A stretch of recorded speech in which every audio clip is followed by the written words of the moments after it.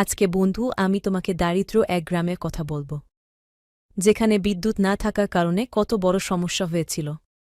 বিদ্যুতের লোডশেডিং এ দিশেহারা পাগল হয়ে গেছিল পুরো গ্রামের মানুষ। আমিও শুনতে চাই বন্ধু, বিদ্যুৎ না থাকলে আমাদের জীবনে কত বড় সমস্যা হতে পারে। বিদ্যুৎ আমাদের কতটা প্রয়োজনীয়। তাহলে শোনো, একটি ছোট গ্রাম ছিল। গ্রামের লোকজনরা তাদের বাড়িতে সঠিক সময়ে বিদ্যুৎ নেই। সবাই চিন্তিত। তখনই সেখানে নানা ও নানি তাদের গ্রামে এসে তাদের বাড়িতে ঢোকেন।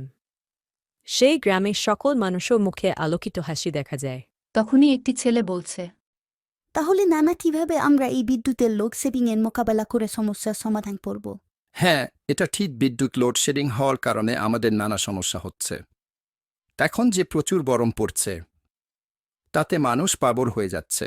এরপরই দেখা যায় নানা বিদ্যুৎ লোডশেডিং এর মোকাবেলা করে গ্রামের মানুষদের নানান সমস্যার সমাধান করার জন্য বিদ্যুৎ যখন লোডশেডিং দেখা দিবে, তখনই আমাদের বিদ্যুৎ সাশ্রয় করার জন্য ফ্যান, লাইট, কম্পিউটার, ইলেকট্রনিক সমস্ত ডিভাইস কম চালাতে হবে।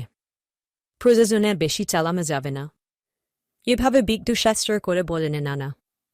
নানা এছাড়া আর বলেন, যদি আমাদের একান্ত বিদ্যুতের বেশি প্রয়োজন হয় তাহলে জেনারেটর নিয়ে আসাকে হবে। নানা এই সিদ্ধান্তে গ্রামবাসী অনেক খুশি।